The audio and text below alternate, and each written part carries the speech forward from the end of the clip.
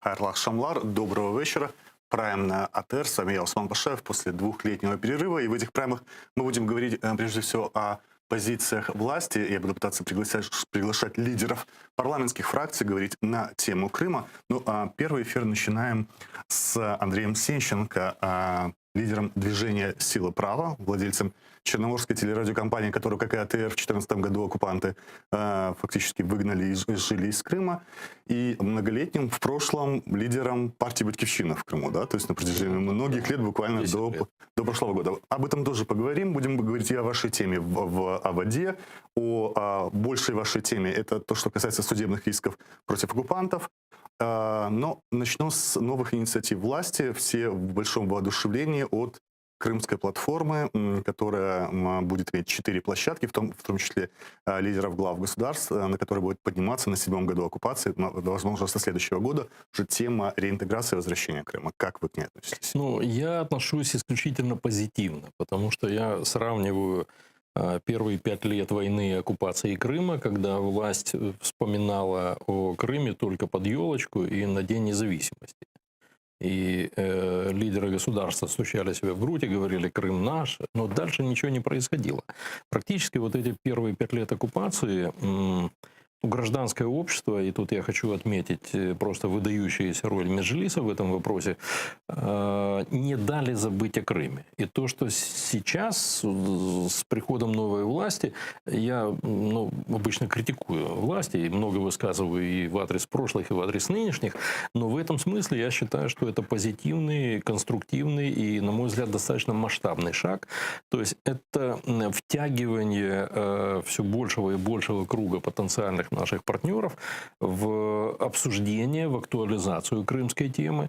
Но при этом я хочу, знаете, вот предостеречь, мы сегодня уже обсуждали, это был там круглый стол на канале «Дом», я говорил о том, что очень важно, чтобы, когда власть этим начинает заниматься, чтобы она не растеряла весь тот пласт усилий и результатов гражданского общества и все то, что сделал Меджлис. Какие результаты вы говорите уже? Нет, я имею в виду, что это все нужно плюсовать. Ну, какие результаты? Ну, вот то, что, условно, там Мустафа Джемилев со всех возможных трибун выступал, Рифат Чубаров, ну, мы в том числе были на совместных мероприятиях, ну, допустим, в Литовском сейме.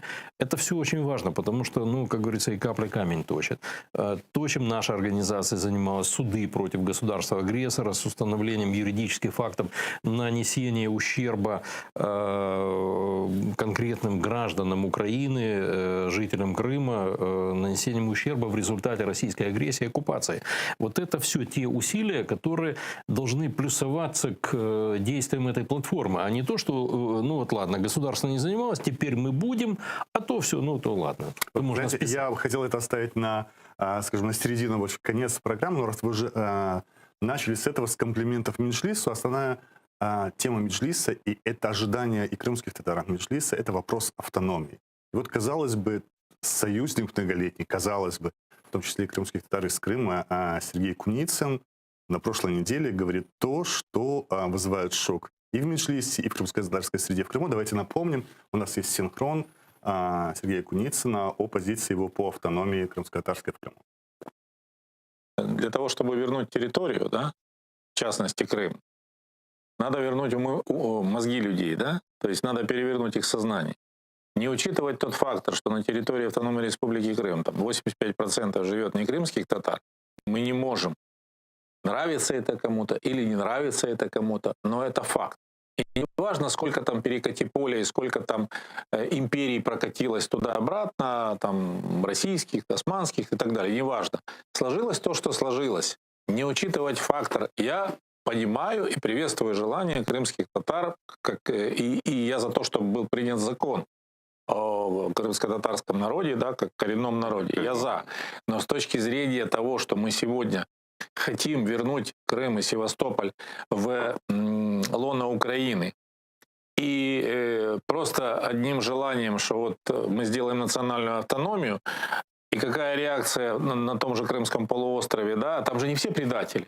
Там не все не любят Украину. И среди украинцев, среди русских, и среди нерусских. Даже те, кто говорят там, а вот типа недовольны действиями России, и что происходит, когда Крым стал российским. Да, они говорят, а мы если сюда вернемся, а вы нас там татарской автономией сделаете. Ну, разная же реакция есть, да? Мы понимаем, это однозначно. Долгий спич был у Сергея Владимировича, однозначно нет. У меня вот вопрос, как вам, как не крымского татарина. Чем пугает автономия? Автономия – это про обычно гарантии коренным народам, которые являются меньшинством на своей территории. Что она для себя включает? Обычно это язык, гарантированное представительство минимальное в органах власти, и, как в Соединенных Штатах или в скандинавских странах, это рента от природных ресурсов на развитие народа, который находится на своей территории. Больше, в принципе, никаких, по 2 раба крымские татары не собираются иметь, да, навязывать кому-то какое-то обрезание не будут делать. Почему это так пугает? Меня это, во-первых, не пугает. Во-вторых, я хочу... То есть вы однозначно за крымско-татарскую автономию? Я скажу так, я не против, это раз, а дальше разовью свою мысль. Но я просто хочу немножко откомментировать Куницына. И, к счастью, Сергей Владимирович не влияет сегодня на украинскую политику ни напрямую, ни косвенно. Поэтому за этим высказыванием ничего нет. А вот теперь в отношении того, что сегодня пугает жителей оккупированных территорий. Кстати, это абсолютно проецируется и на Крым, и на Донбасс. В первую очередь неопределенность, отсутствие широко обсужденных в обществе, здесь на свободной территории и, безусловно, может быть, не свободно, но обсужденных на оккупированных территориях правил совместной жизни после возвращения этих территорий. Потому что Кремль последовательно работает, он пытается замонолитить там ситуацию. И в Крыму, и на Донбассе людей пугают разными страшилками. В Крыму, в первую очередь, они говорят вообще любые даже не разговоры, а мысли о нероссийском статусе Крыма уголовно наказуемы. Да? Вот. А в принципе они говорят о том, что так вот если что-то, то мгновенно вы все попадаете под репрессии. И, к большому сожалению, кроме заявления, разнокалиберных и разноплановых заявлений украинских чиновников на тему, да нет, мы там это считаем преступлением, мы это не считаем, кто-то там словоблудит и постоянно говорит о какой-то амнистии, но я не думаю, что это кому-то душу загреет в Крыму, если будут амнистировать там Аксенова, еще кого-то. Это просто общество не допустит. Так вот, очень важно, чтобы власть предложила четкие правила. Кто жертва оккупации, а кто преступник. А как наказывать будем? Потому что у нас уголовный кодекс, еще такой, знаете, кондовый советский по сути своей. И, конечно же, там он не учитывает реалии сегодняшних войны, оккупации. И одной меркой подходят, к примеру, к тому же Аксенову, предателю высшей марки. Да, директор школы там вообще ни при чем. А, допустим, к бабушке-пенсионерке, которая в селе, там с дуру или за деньги пошла поработать в участковую избирательную комиссию на незаконных выборах Путина в Крыму. И для Аксенова, и для этой бабушки это 111-я часть. Да, вы сторонник, это закон о реинтеграции или об ответственности? Это закон об ответственности, о дифференцированной ответственности, и он лежит сегодня на столе. Потому что, свежий пример... Но ему года 3 уже, да? Нет, мы его сознательно не давали в руки предыдущей власти, потому что, уже к выборам степень доверия к этой власти была такова, что любой самый лучший закон, внесенный ими в парламент, он сразу вызывал бы недоверие. Но уже 1,5 года этой новой власти. Вот мы положили на стол и практически ознакомили с сутью этого вопроса. Кого из близкого окружения? Условно говоря, Алексей Резников, который поддерживает, он же высказывался неоднократно. Многих людей в администрации президента или в офисе, как сейчас это называется. Но надо последнюю точку поставить. И эта точка не внесения в парламент. А раз мы об этом говорили чуть-чуть, о каком количестве людей идет речь, которые понесут ответственность? Я понимаю, что они будут варьироваться там в зависимости от должностей и содеянного, да, преследований проукраинских активистов, крымских татар и прочее, но о каком количестве может идти речь? Смотрите, я вам приведу цифры по Крыму и Донбассу. Если ничего не менять в Уголовном кодексе Украины, вот просто ничего, и если не доводить до абсурда, ну, скажем, вот всю эту работу по оценке тех или иных деяний граждан Украины на оккупированных территориях, то под действие неизмененного Уголовного кодекса попадает примерно 1 миллион человек в Крыму и на Донбассе. Это абсурд. Ну, там сегодня 5,5-6 живет на оккупированных территориях, включая детей.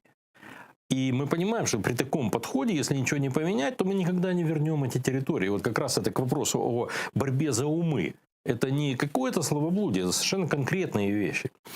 А мы попытались смоделировать вот эту ситуацию и предложили более гибкое меню наказания для 4 самых применяемых тяжких статей Уголовного кодекса. И после этого промоделировали, где-то вдвое упало число тех людей. 500 тысяч. 100 в Крыму и 400 на Донбассе. Там очень неравномерно, потому что на Донбассе там ротации в окопах, там другая ситуация. Это адекватное количество для ответственности? Я скажу, что в общем-то да. Но там есть еще один момент. Дело в том, что если не ввести еще определенные изменения в Уголовный кодекс, то, условно говоря, в Крыму из этих 100 тысяч 95 должно пойти в тюрьму по тяжким статьям. То есть это опять-таки от 12 и дальше. Вы за облегчение? Я не за облегчение, я за приведение тяжести наказания в соответствии с тяжестью преступления. И в этом случае, это, конечно, арифметика такая, она очень сложная. Условно, это, чтобы понятно было зрителям. Работал в полиции, ответственен, но никого не сажал, ни над кем не издевался. Легкий вариант? Смотрите. Если речь идет о преступлениях в интересах государства-агрессора, то есть это та или иная форма коллаборационизма. Речь не идет об общеуголовных преступлениях, речь не идет о военных преступлениях. Это отдельно, по ним никакого смягчения не будет. Условно говоря, если полицай в сегодняшнем Крыму занимался репрессиями в отношении украинских граждан, крымских татар, украинцев, других, то в этом случае он идет как тот, кто занимался репрессиями, а не просто как полицай. Так вот, смысл в следующем. Есть категории, на которых не распространяется какое-то смягчение. И вот та схема наказания, которую мы предложили в этом проекте закона, из 100 тысяч примерно 15 тысяч, которые не получат никакого смягчения. Это Аксеновы, это Константиновы, это военные, изменившие присяги, это верхушка репрессивного аппарата и так далее. Вот это та публика, которая, если не сбежит, то сядет надолго. А 85 примерно тысяч – это люди, которые могут получить прощение. Кто эти люди? Условно, я вам привел пример той же самой бабушки в селе. Комиссия, потому что она по сегодняшнему закону это тяжкое преступление. Это государственная измена. Но мы понимаем все тонкости этого вопроса. Поэтому, если речь идет о, допустим, господине Малышеве, который возглавляет Центральную избирательную комиссию, оккупационную в Крыму, то вот его состав это тяжкий, не убежал, сел, и вот вся эта группа лиц, которая с ним тем же самым занимается. Если речь идет о председателе участковой или окружной избирательной комиссии, это уже состав средней тяжести. Это уже если человек пришел и по определенной процедуре попросил прощения украинского народа и государства, он может рассчитывать на прощение, но не на безнаказанность. То есть он получит наказание, не предусматривающее лишение свободы, а в виде временного ограничения прав. И уже, условно, раз мы идем по этой вертикали избирательной комиссии, вот та самая бабушка, которая пошла и поработала в оккупационную избирательную комиссию на незаконных выборах, это тоже преступление. Но это в этой адаптированной системе наказания, это уже небольшая степень тяжести, но как минимум 5 лет эта бабушка уже не будет ни в одной избирательной комиссии работать. Если она еще возраст позволяет, она не может претендовать на государственную службу и так далее. И вот это вот там очень четко разложено все по полкам в законе. Какая позиция Власенко? Я для зрителей напомню, Власенко это одновременно и вице-премьер, и министр по реинтеграции. Нет, это Резников. Резников, да. Какова его позиция по... насколько я понимаю, по крайней мере, из наших разговоров, что он поддерживает как идею этого закона, концепцию, и поддерживает, самое главное, наш подход, когда когда мы говорим, что, вы знаете, можно собрать, ну, не знаю, 200 самых умных людей, которые сядут, напишут правильный закон, но это все равно будет набор субъективных мнений. А когда речь идет о реинтеграции территорий, на которых живут миллионы наших сограждан, у которых появились определенные фобии, которым там промывают мозги, им постоянно лгут, им постоянно пытаются навеять страхи, рассказывать, что там у крымских татар будет у каждого по 2 раба там, или еще что-то, вот, или о том, что украинское государство будет тотально всех репрессировать. Очень важно, чтобы вот такого рода законопроекты, инициативы прошли сито общественного обсуждения. Это не формальность, это не дань моде. Это возможность почерпнуть какие-то мнения, какие-то мысли, которые, возможно, и даже там вот эти там 100 или 200 самых умных людей, которые писали закон, могли просто упустить. Реинтеграция должна синхронно проходить Донбасса и Крыма? Или, как говорит министр иностранных дел, это 2 разных процесса? Нет, вы знаете, вот есть большое заблуждение по поводу того, что вот мы сейчас порешаем что-то на Донбассе, потому что там горячо, там воюют, а Крымом займемся потом. Это говорят политики, которые не понимают, что надо делать, и которые на самом деле, ну это не касается Кулебы, я на самом деле к нему хорошо отношусь, но, тем не менее, это те политики, которые считают, что за срок их политической жизни это все равно не решить, поэтому я этим заниматься не буду, а ну, дежурные ритуальные фразы буду говорить. Вот я почему говорю, что я приветствую создание крымской платформы, потому что это уже какая-то попытка брать на себя ответственность. Но при этом еще раз подчеркну, чтобы очень важно, чтобы не было так. Раньше занимался Меджлис, там, чем-то сила права, чем-то кто-то еще, там, не знаю, АТР, Черноморка качали эту ситуацию, а теперь власть.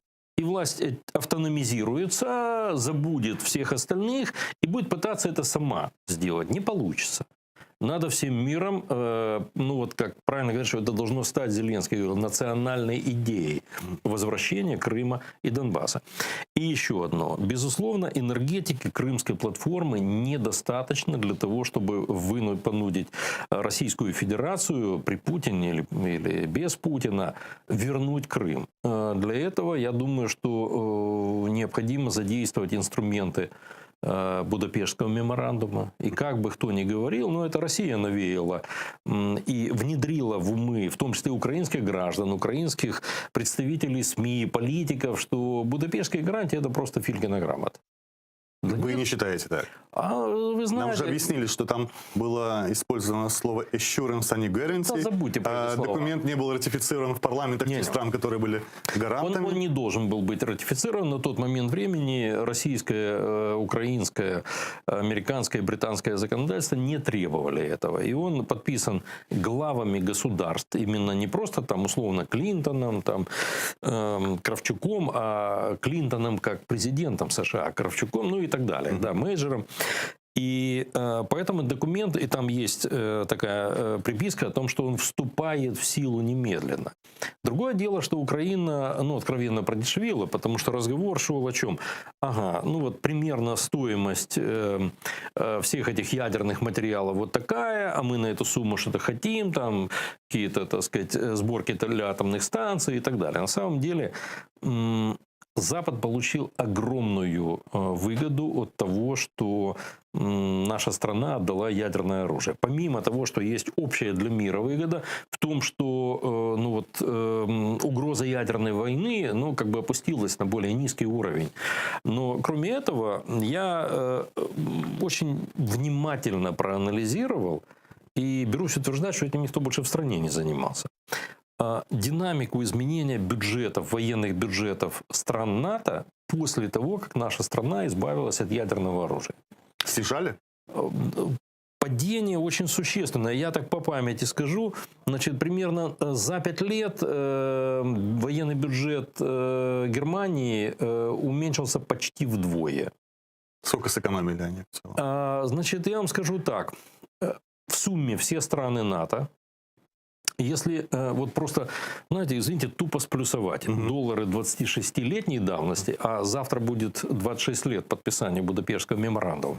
Так вот, доллары 26-летней давности и сегодня – это некорректный счет, потому что покупательная способность изменилась. Но даже при таком некорректном счете общая сумма затрат на оборону за это время по всем странам НАТО составила 20 триллионов долларов. Вдумайтесь в цифру. 20 триллионов. Небольшого перерыва мы сейчас продолжим об этом говорить. У нас звонок из Крыма, мне говорят, из студии, да? Добрый вечер. Алло. Алло, Да-да. добрый вечер, говорите, вас слышно. Алло, Селям Аким. Алейкум Добрый салям. вечер. Добрый вечер. Это Каймакан Рифат Айвасиль, Осман. Если ты помнишь, такой есть поселок Айвасиль на южном берегу Крыма. Конечно, над Ялтой. над Ялтой. Да. Я думаю, ты знаешь свое происхождение. Поэтому я хочу задать такой вопрос. Когда Советский Союз распадался, первый закон Прибалтика, который отделилась, закон о реституции, возвращении хозяевам их имущества. И возвращали заводы, фабрики, дома, все, что было, все, что принадлежало до момента аннексии Прибалтики, все возвращалось людям независимо от их национальности. Вплоть до того, что если была невозможность вернуть именно то, что у них было отобрано или сломано, компенсировали материально этот вопрос. Вот я живу в Айвасиле уже с 90-го года, как бы практически. С 94-го в Айвасиле, а мы захват делали на Самоте. Так, у нас пропал звонок, я так понимаю, это вопрос о реституции в Крыму. Все подводило к этому, да? Ваша позиция реституции. Ну, давайте, мы говорим о том, что должно происходить после оккупации. Угу. После завершения оккупации. Безусловно, очень важно. И вот, кстати, это то, что тоже сегодня правила должны быть установлены. А как будут восстанавливаться попранные права украинских граждан на оккупированных территориях Крыма и Донбасса? Права собственности, права аренды, многие другие вещи, потому что оккупанты, они же ни с чем с этим не считаются. Отбирают землю, считают, что там тот, кто не получил российский паспорт, не может иметь вообще в Крыму землю. Я на вашем сайте видел выигранные дела, но в украинских судах, и в основном это жители Донбасса. Последнее дело, по-моему, дело, то, что видел, можете поправить, Абдуллаева из Донецка, 70 тысяч евро обязал Одесский суд выплатить за вымышленное, по-русски это вынужденное переселение. Как дальше реализуются эти дела на практике? Есть ли у вас вообще факт уже выплат со стороны? Нет, или... это вы хотите... Я читал, что у вас на том же сайте, что вы арестовали имущество Российской Федерации на 3,5 миллиарда, а вы тут поправьте чего? На 3,5 миллиарда долларов. На территории Украины или других стран? На территории Украины это российский финансовый актив, то есть это право требования Российской Федерации по кредиту 2013 года. Эти средства уже недоступны Российской Федерации, но они пока еще недоступны для выплат украинских граждан, потому что есть еще отдельный процесс, независимый от нас, там, где судятся два государства в лондонском суде. И, там сложно прогнозировать. Если Украина выиграет этот суд и этого кредита не будет, у вас фактически нет обеспечения для тех людей, которые пострадали от Российской Федерации. Это ведь не единственное имущество на территории Украины. Но я вам могу сказать, что для того, чтобы дальше продвигаться по аресту российского имущества на территории Украины, нам очень важны партнерские отношения украинской власти. Потому что сегодня вот всей этой системой правового судебного наступления на государство-агрессор занимается одна маленькая общественная организация «Сила права», которую я возглавляю, вместе с тысячами пострадавших людей. Вы хотите, чтобы Министерство юстиции встало вы знаете, тут вопрос не только Министерства юстиции. Я думаю, что это несколько выше должно происходить, потому что я просто вам приведу пример. Вот в свое время Саддам Хусейн развязал войну против Кувейта. Помните, да? Тогда двое суток длились военные действия, погибло 200 человек. И после этого было 7 месяцев оккупации Кувейта. Кувейт по сравнению с Украиной, это при всем уважении к этой стране, это просто точка на карте. Совершенно иные масштабы. Так вот, государство Кувейт обсчитала, задокументировала и предъявила Ираку претензии на общую сумму 462 миллиарда долларов. Это претензии в интересах пострадавшего государства, пострадавшего бизнеса и пострадавших граждан. Как было реализовано это решение? Оно еще до сих пор реализуется. Но у меня последний документ с официальными цифрами был на октябрь 2018 года. Последнего у меня нет актуального. Так вот, на октябрь 2018 года были признаны претензии уже на сумму более 142 миллиардов долларов и выплачено более 40 миллиардов долларов. Ну и есть, по-моему, постоянные дела граждан. Это по Кипру, да, по Северному Кипру. Там очень это много немножко дел. другое. Это Европейский суд по правам человека. Там более длительный механизм, нежели тот механизм, который мы избрали. Но проблема в том, что Российская Федерация, она игнорирует любые решения судов, будь то украинского, лондонского, стокгольмского или Европейского суда по правам человека. Поэтому единственный способ исполнения решений судов – это принуждение в отношении Российской Федерации, то есть через арест активов. А Вот возможен ли арест активов не только на территории Украины, но и на территории разумеется, других вот как стран? раз я об этом хотел сказать. То есть мы нашли самый ликвидный актив, его арестовали. Так.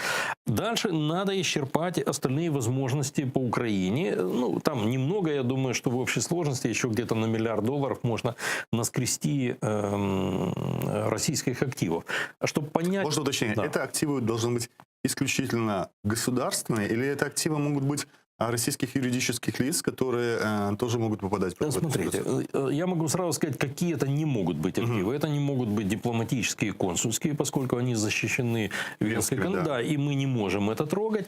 Мы не найдем в чистом виде государственных российских активов на территории Украины, ну, вот, кроме права требования, потому что они, как правило, все спрятаны. Но, ну, вот условно привожу пример. Да? Есть Сбербанк России, в котором основным акционером является российское государство. Сбербанк России является акционером Сбербанка России в Украине. То есть есть методика, которая позволяет высчитать долю, Увидеть государственную долю. конечного бенефициара в этом вопросе как государства. И вот в этой части мы можем накладывать аресты и, соответственно, дальше А если есть действовать. Николаевский глиноземный, за которым стоит Дерипаска, то там не можем, потому что это частные активы. Да? Тут смотрите, вот все, что касается частных каких-то корпоративной собственности, мы же не можем вести себя как Россия. Вот они мародеры, они ни с чем не считаются. Они с правом собственности ни с чем. Если мы будем такими же, то мы очень быстро обретем и остальные черты вот такого путинского режима. Поэтому, если частный бизнес действует против нашего государства, если он нарушает наши законы, если он поддерживает там оккупацию и так далее, то в этом случае есть механизм санкций. Это иное. А механизм мародерства, ну, он присущ вот таким режимам, как путинский. Мы не можем идти таким путем. Так вот, отвечая на ваш вопрос, безусловно, есть огромное число российских активов за рубежом. Но если мы пойдем по пути ареста, условно, там, нашли здание, принадлежащее российскому государству в Париже, то нашей жизни не хватит для того, чтобы удовлетворить претензии миллионов пострадавших украинских граждан. У нас столько вынужденных переселенцев, 1,5 миллиона, а семьи погибших, военных и гражданских, раненые, покалеченные Тогда как? и так далее. Так вот, нам очень важно, чтобы был темп принятия таких решений, для того, чтобы мы как можно быстрее могли сгенерировать уже достаточно существенные по сумме претензии и выйти на арест доли российского государства в инфраструктурных проектах по всему миру. Вы считаете, у этой власти хватит политической воли, чтобы вступить в такую большую финансовую войну с Российской Федерацией? Ну, вы знаете, какие-то признаки есть позитивные, какие-то негативные, поэтому надо просто поддерживать, как Крымскую платформу, поддерживать позитив. Мгм. Да, там А посмотрим. негативные признаки сможете сказать? Ну, их тоже достаточно много, потому что... Самые явные, которые вас... Для меня просто я называю самые явные в той сфере, которой я занимаюсь. Да? Военная реформа у нас в нулевом состоянии. А мы должны понимать, что Украина будет иметь сильную дипломатию только тогда, когда за спиной у страны будет сильная боеспособная армия. Вот наша сегодня армия сильна только духом людей, которые защищают свою страну. Нельзя сказать, что она сильна в результате действий власти, которые последовательно идут к тому, чтобы у нас была не просто контрактная, а чтобы у нас появилась профессиональная контрактная армия. Это совершенно другое качество. Это армия, в которой люди заинтересованы служить долго, становиться профессионалами, передавать свои знания, опыт.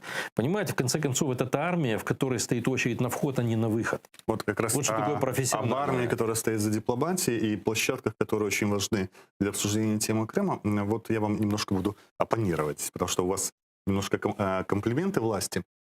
А это не об украинской власти больше. На территории бывшей Югославии и на территории бывшего Советского Союза у нас есть несколько примеров. Наши соседи, Молдова, потерявшая Приднестровье в 1992 году, эта площадка называется 5+2, по-моему, да, и 30 лет без результатных переговоров. А у других наших партнеров, у Азербайджана, это назывался Минская группа с председателями США, Франции и России по Нагорно-Карабахской проблеме. И мы увидели, что 30 лет без результатных переговоров решаются месячной войной, когда силы сильны, да, как бы, и армия способна, ну, несмотря на жертвы, там порядка 3000 человек за месяц погибло, и военным путем решается этот конфликт. В Югославии мы имеем пример сербской краины на территории Хорватии, да, о которой все воодушевленно говорят в 1995 году в результате операции, и мирного решения более-менее в Боснии и Герцеговине, Дейтонское соглашение, где государство фактически, ну, наверное, в более сложной ситуации, чем Украина, где есть федерация, где есть фактически отдельный сербский анклав, и все эти договоренности не работают. То есть мы видим два примера, где, по сути, война работает. Да, как бы. Поэтому у меня вопрос к вам, как долгий такой, как человеку, который близок был и к военным, и к спецслужбам. Ваше мнение, Крым действительно, вот как говорят политики, не имеет военного решения? Вы знаете, сейчас нельзя подходить к вопросу войны и мира, ну, мерками, помните, была такая Гаагская конвенция 1905 года о правилах и обычаях ведения сухопутной войны. Она до сих пор действует, и, ну, поскольку Украина является там правопреемником Советского Союза в какой-то части, то, соответственно, и на нас она распространяется. Ну, я, может, утрирую, но там примерно так. Если ты объявляешь войну, ты должен бросить перчатку в лицо, да, и сказать, что ты объявил войну. Таких войн уже нет. И сейчас, как правило, войны ведутся, ну, во многих случаях ниже порога, который позволяет дать военный ответ. То есть вот как бы конфликт, как бы разрушают другое государство, но делают это аккуратно. Ну, например, скупают телеканалы при попустительстве власти, которые рассказывают украинским гражданам, и таких каналов много, что, оказывается, это мирных шахтеров Донбасса бомбили какие-то бандеровцы там и так далее. Ну, вот примерно так. Это тоже война, это тоже элемент войны. Вот. И поэтому, когда мы говорим там военное, не военное решение, вот условно принятие закона об ответственности, это тоже элемент войны с нашей стороны, потому что мы разрушаем тот монолит, который они создают. Да, при этом не гибнут люди. Но это тоже имеет определенный эквивалент, потому что война это не только количество погибших, число погибших, это в том числе вот соотношение нанесения ущерба противнику при минимальных своих затратах и потерях. И, ну, для меня он и близкий, и в какой-то степени больной пример – это перекрытый Северокрымский канал. Это тоже война против государства-агрессора. Потому что те средства, которые сегодня агрессор вынужден тратить там, на территории Крыма, для того, чтобы хотя бы что-то тактически решить какие-то вещи, он не может направить на убийство наших солдат. Фактически блокаду начали вы начали с водной блокады, уже через год только Ленур Ислямов пришел к энергетической блокаде. Да? Кстати, ему 19 лет просят в Российской Федерации, да, за это. У вас нет, по-моему, по водной блокаде уголовного дела? Вы знаете, у меня есть информация, что их есть там целый ряд, в том числе за тот же митинг и за Майдан, и за митинг, за который они привлекли Ахтема Чайгоза. Мы вместе были на этом митинге. Ну, я там под санкциями, но меня эти путинские штуки совершенно не волнуют. Я думаю, как Ленура Ислямова. Кстати, если вы заговорили о воде, именно, хоть вы делаете комплименты власти, именно эта власть в лице премьер-министра Дениса Шмигаля говорила о поставки гражданам Украины. Наши граждане там, им нужна вода. Эта власть это артикулировала. Вы, я помню, очень активно сопротивлялись. Это, по-моему, начало этого года было, когда была измена правительства. Что-то поменялось? Есть понимание, что этот вопрос не будет подниматься, либо все-таки это пауза? Знаете, я бы, во-первых, справедливости ради сказал, что все 7 лет войны Россия не оставляет этот вопрос. Она пытается разными методами воздействовать на украинскую власть, на различных представителей этой власти. Я напомню, в апреле 2014 года был протокол, подписанный Гройсманом о немедленном возобновлении подачи воды в Крым. Ну, Гройсман тогда еще вице-премьером был. Вот. Потом был документ, подписанный Яценюком в мае 2014 года, поручение премьер-министра с его личной подписью изучить вопрос, возможность создания акционерного общества на базе Северо-Крымского канала. Ну, мы понимаем, да, последствия и вообще в чем интрига, да, то есть с одной стороны товарищи решили заработать, с другой стороны, тут еще попосредничал один ныне покойный народный депутат во всей этой истории, вот такую конструкцию пытались слепить. И потом оно поднималось каждый год, поэтому общество должно быть на страже все время. То, что высказал Шмыгаль в первую неделю своей работы, вы знаете, это для меня просто еще раз симптом или подтверждение того, что когда назначают людей на вот такие должности, нельзя аплодировать, когда говорят, что мы назначаем технократа. Вот вас дурят. Потому что это политические должности. Премьер-министр, министры, и там должны быть политики. С политическими позициями. С политическими позициями, с политическими стратегиями. Почему во всем мире, в странах, которые живут на 2 головы лучше Украины, это политики. И никто не пытается там технократов плодить.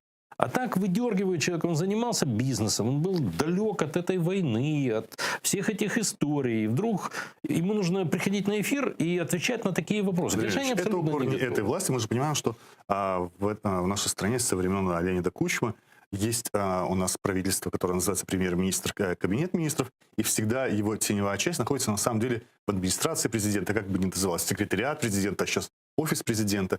Вряд ли это была инициатива самого Шмыгаля. Да?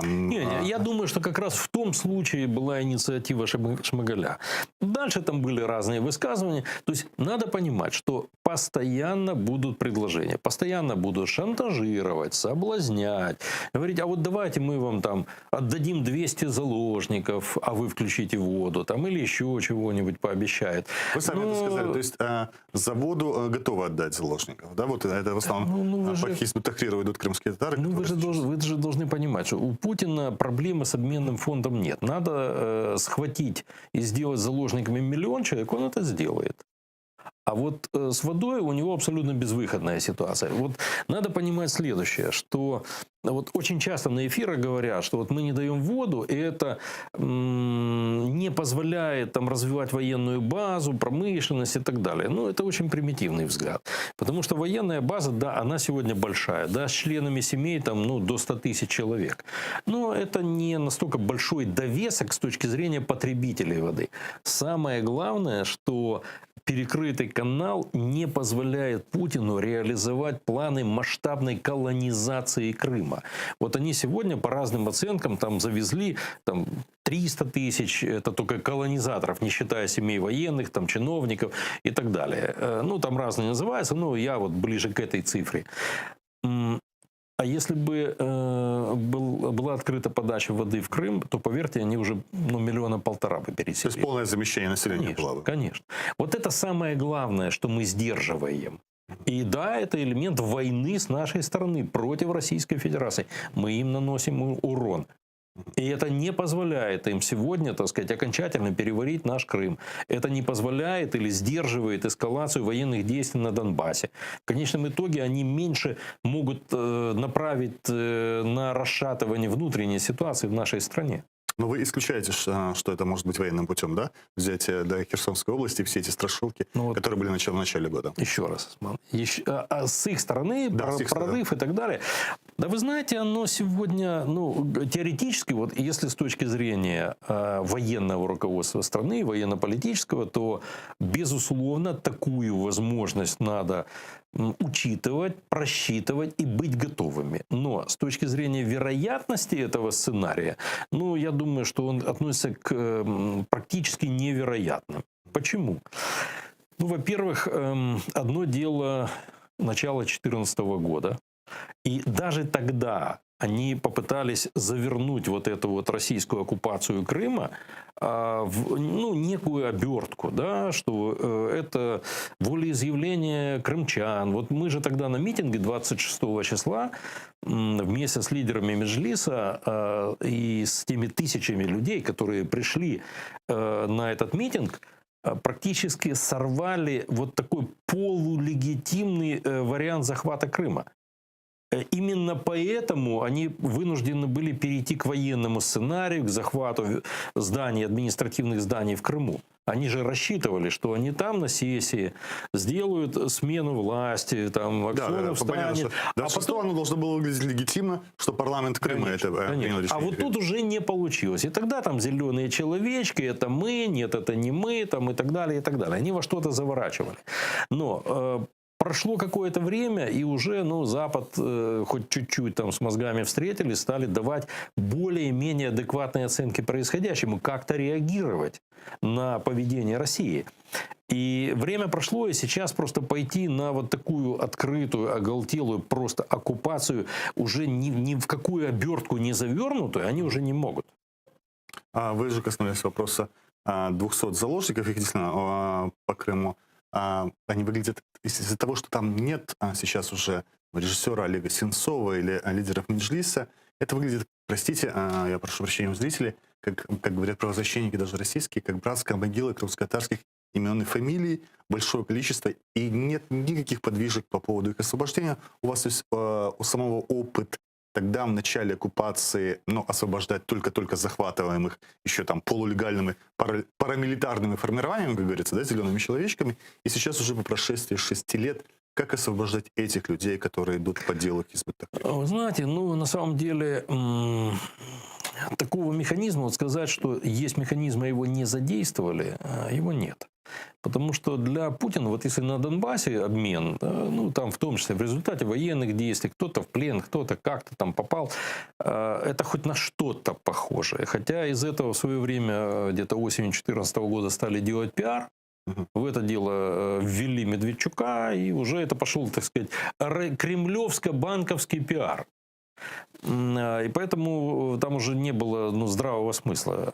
То, что касается Крыма, у Путина другие цели. У Путина цель запугать тех крымчан, которые он относит к группам риска. Это крымские татары, это молодежь, которая пытается форматировать мозги, призывая незаконно в армию страны-оккупанта, нарушая Женевскую конвенцию, которая считает это, признает это военным преступлением. Они, тем не менее, все это делают. В том числе программа вытеснения украинских граждан с территории Крыма, замещение населения, что тоже признается военным преступлением. Но они на все это идут. Как раз вы коснулись этих, как вы говорите, групп риска, молодежь, крымские татары. Мне попалось на руки исследование, оно сделано крымскими нашими политологами из университета Вернадского, которые живут в Крыму. Это глубинное исследование, это не выборка статистическая, это фокус группы крымских татар. И тенденция не очень хорошая в том плане, что эти 3 дамы, политолога, очень с достойными именами, фиксируют изменения в сторону прагматизации отношения крымских татар к Украине, исчезновению постепенно сентиментов, вот этих вот, которые были связаны с быстрым возвращением. Я не знаю, есть ли у вас какие-то другие данные в общем по крымскому населению, потому что мы сейчас понимаем, что мы теряем эту связь с Крымом. Мы не знаем, что им предложить. Вот предложить сегодня, завтра. Да? Вы знаете, мы не можем предложить крымчанам чудо. Но мы должны демонстрировать действия. И ну, я выскажу свою оценку, кто-то может там не согласиться с ней. Вот если бы сегодня исчезли из Крыма оккупационные войска, репрессивные службы, все эти там ФСБ, Росгвардия, вообще все это АБВГД, и Аксеновы с Константином, и люди в абсолютно спокойной обстановке, вот каждый подумал бы, а что я хочу? Это, конечно, речь не о референдуме на оккупированной территории, это недопустимые вещи. Но я полагаю, исходя из вот моих контактов, они достаточно системные, с самыми разными крымчанами, что ну, до 70% определенно бы сказали, мы бы очень хотели вернуться фактически в состав Украины, не меньше. Почему? То есть даже 70%. Потому что люди устали от оккупации очень сильно. А сейчас вам никто об этом не скажет, или мало кто скажет, потому что там просто, я же еще раз повторюсь, за мысли уже на эту тему, так сказать, есть уголовная статья в Российском уголовном кодексе. Но представим себе, вот условно согласимся с цифрой, которую я декларирую. Представим себе, что мы совместно с нашими там, западными партнерами, санкции, чем-то еще дожали Россию до того, что они говорят, ну хорошо, мы возвращаем Крым. Это сейчас немножко такая ненаучная фантастика Да, с Андреем ну, Сенченко. еще раз, не знаю, Да. Путин исчез, там еще что-то, следующие как-то подошли более прагматично, и возвращаем. Как вы думаете, сколько из этих 70% начнет сопротивляться возвращению? Из тех, кто сегодня вот так на кухнях мысленно за, я думаю, что половина. Почему? Опять-таки, возвращаясь к началу нашего разговора, потому что до сих пор не обнародованы, не обсуждены и не утверждены украинскими законами правила, а как будем возвращать, а как собираемся восстанавливать совместную мирную жизнь. И вот эта задача, вот это то, за что я критикую нещадно и прошлую, и нынешнюю власть. Это нужно делать сейчас. Потому что у нас, вот знаете, на вот этой минской бесконечной тусовке многолетней пытаются искать консенсус с какими-то Штайнмайерами, Сайдиками там, и прочими. Теми, кто поучают Украину, как мы должны жить. А на самом деле власти нужно искать, вот особенно по таким очень горячим вопросам, консенсус с обществом. Ну, Итак, взаимопонимание, по крайней мере. мы определились, по мнению Андрея Сенченко, до 70% жителей Крыма может хотеть возвращения в Украину. Кроме того, Андрей Сенченко нам сказал, что есть группы риска для российской власти, там молодежь активная и крымские татары. И вот для каждой группы есть свое. Вот вы настаиваете именно на том законе об ответственности. Люди должны знать, за что будут отвечать, за что не отвечать. Вот эта группа риска, которую я возвращаю, да, а крымские татары, для них важны вот эти политические и, наверное, реабилитационные вещи. Ну, например, после депортации все это изменение топонимии Крыма, всех этих сел. Речь не идет сейчас, например, о тех городах, которые в екатерининское время менялось. Хотя бы сталинские репрессии. Если мы, все общество, даже Российской Федерации, сегодняшней путинской, считает время сталинизма и репрессий, тем более Украина, все это меняло. И даже по закону о декоммунизации, где вместо там тысячи крымско-татарских националей, 1200 было в 45-48, речь шла меньше, чем о 10%, о 75 названиях коммунистического периода. Даже когда подошли к вопросу Крыма, решили, что эти изменения будут после деоккупации. Вот по Донбассу вернули названия городам, селам, которые даже на оккупированной территории. По Крыму мы видим, потому что большинство названий крымско-татарские. Это поправка Сергея Власенко из Батькивщины. И вот она прошла. И то есть крымские татары не получают даже той вещи, которая ничего не стоит. Это даже не вопрос автономии. Это просто называется, нам приятно, что Курбекуль назывался Курбекулем, а Карасу-Базар Карасу-Базаром. Да? И это никого... И даже местные жители так называют между собой зачастую эти села. Даже это не происходит. Почему? Вы знаете, вот моя покойная уже прабабушка, которая жила в Курман-Кемельчи, и родилась.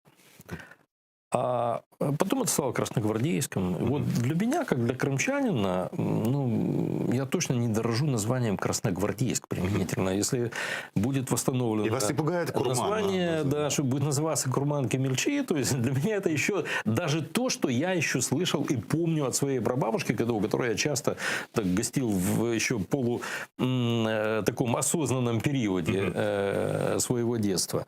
Но я думаю, что мы просто должны провести определенную, знаете, такую вот достаточно глубокую работу для того, чтобы те люди, у которых вот это ни с чем не ассоциируется, чтобы мы просто должны это объяснить. И оно все произойдет, поверьте мне. Что, ну, точно Ленинского района в Крыму не будет, да, вот, и подобного там Красногвардейска или сроки? Или Сегодня Красноперекопска. 2020 год. Какие сроки и как это, вы считаете, надо Вы знаете, объяснять? нет, я как раз считаю, что все это нужно двигать практически одновременно, но именно одновременно двигать, потому что вот если будет, скажем так, запущено общественное обсуждение закона, не закона, который определит, кого как наказывать, а закона, который выведет из стресса миллионы людей, четко объяснив им, что они по украинскому закону являются жертвами оккупации. А дальше вот эта градация, она уже будет касаться, ну, очень небольшой части. Вот главное дать ответ тем миллионам людей, я имею в виду в Крыму и на Донбассе, которые сегодня не понимают, как к ним, Я буду примитивизировать, что вы Андрей Ильич. жертва. Сейчас, секунду. И одновременно нужно запускать закон о переходном периоде, который четко даст алгоритм восстановления прав, восстановления, ну, попранных прав, восстановления украинской власти на этой территории. И в том числе вопрос административно-территориального устройства и вопрос там топонимики. Это нужно двигать сейчас. А если Но это двигать сейчас, например, 3 парламентских слушаний и 3 лет, хватит ли, чтобы восстанавливать топонимику и, например, предложить крымско-татарскую автономию до оккупации? Еще раз, если мы это будем двигать в комплексе мер, в которые люди будут верить, как усилия по деоккупации и реинтеграции, не военные усилия по деоккупации и реинтеграции, то оно все пойдет на ура.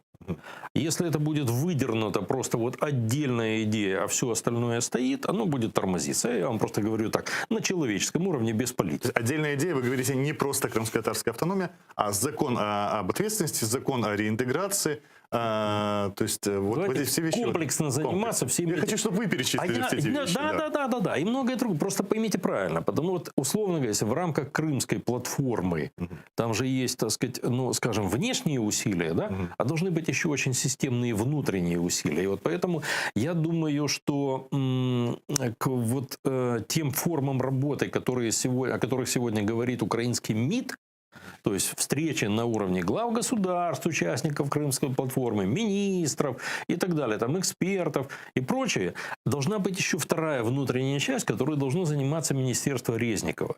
Там, где должны встречаться лидеры Меджлиса, лидеры сообществ вынужденных переселенцев, так сказать, ученые, представители там, эвакуированных высших учебных заведений. И вот там мы должны работать и над этими законами, и над статусом Крыма, и над топонимикой, и над тем, как это объяснить. И поверьте мне, все будет намного быстрее. Органы власти продвигаться. восстанавливать в Крыму нужно, или это уже не актуальный вопрос после 7 лет, почти 7 лет оккупации? Делать правительство в изгнании? Да. Я не верю в эти формы. Они у нас, знаете, как бы... Ну, есть страны с одними традициями, у нас с другими. У нас никогда... У нас всегда, например, оппозиционное правительство воспринималось как нечто опереточное. Нет у нас такой традиции. Поэтому я не верю в эффективность. А другое дело, что есть минимальные зачатки. Вот, собственно говоря, представительство президента Украины в Крыму. 5 лет им никто не хотел заниматься. Сейчас пришла команда, которая вот во главе с Антоном Кореневичем, они, по крайней мере, с энтузиазмом к этому подходят. Где-то какие-то ошибки, но они их исправляют, советуются и так далее. Просто положение о представительстве президента Украины в Крыму, уже находящемся в изгнании, я писал и дальше его проталкивал, подписывал у Турчинова и так далее. Потому что я считаю, что это важно и нужно, нужный орган. У меня 2 коротких вопроса. Это от себя такая. Первый. Почему вы разошлись после многих лет с Тимошенко? Можно ли это коротко как-то на это? Ну, я достаточно лаконично сделал заявление, оно в свободном доступе. Я просто объяснил, что я сосредоточен на вопросах войны и мира. Юлия Владимировна, она глубокий специалист в вопросе там, тарифах, села, социальные вопросы и так далее. Чуть разная сфера интереса. Второе, вот это вот иногда скрытое, а иногда открытое разногласие, когда выходит из Крыма, крымские татары, не крымские татары. У меня вопрос, почему никто из политиков или видных общественных деятелей из Крыма так и не овладел, например, хотя бы в базовой мере крымско-татарским языком? Это был бы шаг, наверное, небольшому, но коренному народу навстречу. Это был бы такой очень символические вещи, если бы там Куницын, Сенченко, Денисова, опять-таки, кто-то говорил на крымско-татарском в минимальном объеме. Это было бы, наверное, приятно. Если подарите какой-нибудь краткий учебник, я с удовольствием в свободное время займусь. Андрей Сенченко, глава общественного движения «Сила права», который занимается в судах отстаиванием интересов жителей оккупированных территорий, возврата собственности и стягивания, как говорят, украинскую с Российской Федерацией, был у нас на прайме на телеканале АТР. С вами я встречусь в следующий четверг.